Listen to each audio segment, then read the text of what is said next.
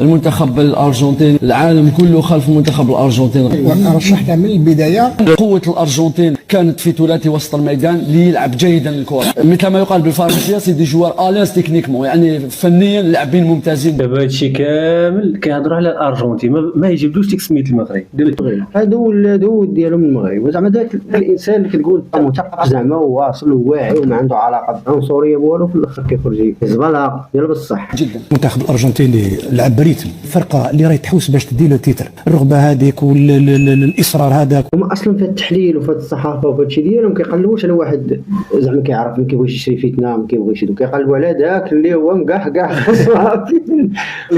ولكن شنو وقع راهم دابا؟ شو المغرب ما كايناش المغرب، وهذيك الاراده كانت موجوده، انا نقول لك في بعض الاحيان في فوق الحدود. هي الصراحه من الناحيه ديال ولاد فرنسا، ردهم الحليب. صاحبي ممنوع يدوي لك العربيه، صاحبي ممنوع يدوي لك الدارجه والعربيه لا. وشفنا لا بروفوكاسيون دو سيرتان جوار اللي زون انتيميدي، وهذه داخله في اللعب، بصح هذه عقليه لي زارجنتان عندهم هذا الشيء، الا بروفوك هاد اللاعبين سي نورمال باش يخرجهم شويه من الماتش.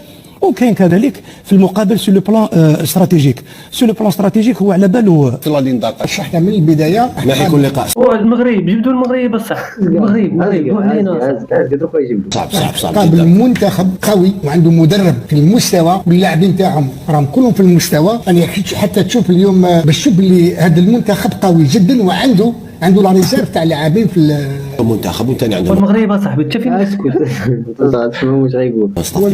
اليوم شوف اليوم وكنعاودوا نقولوا الاجرو واش قال اليوم. هنا اليوم رانا نتكلموا على الرياضه، على مجموعه كون ضد من غير ضد فرنسا اللي صيفطنا تبكي. انا نقول لك شوف انا ما كنتمناش هذا الفوز، انا الفوز ديالي باللقب ينشدوكم شي نهار يقدموكم ديال بصح. يقدم الدور ديالو، كل واحد عنده طريقه تاع اللعب ديالو. نظن باللي اليوم باش تنجح في مهمه لازم يكون عندك فريق كلاعبين وفريق من ستاف تكنيك. اليوم الناس ماشي غير اللي ستاف تكنيك في 6 ولا في 7 اللي راهم يخدموا، او اليوم تكلم ملاديتيان الناس تخدم، موسمو ملا فيديراسيون الناس تخدم، تسمى ان ستاف ايلارجي. سي ديجا شيتات يعني ستاف ايلارجي اليوم، ماشي اليوم ميم في ستاف تكنيك ستاف ميديكال لازم يكون عندك 7 اللي كاينين 3 ميدسان. نظن باللي المنتخب الارجنتيني والله شبع عليهم ما ضحك هذا سي فري ديها بارابور لا كارير ديالو، بارابور لي تيت، بارابور المتعه. تعرف هذه القضيه بانهم راه عندهم واحد الاستوديو ما كايناش لا الليل لا نهار، كيبقى يدوي بحال مقابله على المنتخب مروك. لا ما كيدويش المروك، هو كاع كيدوي على المنتخب غير يلعب ضد المروك اللي تمتع بها العالم.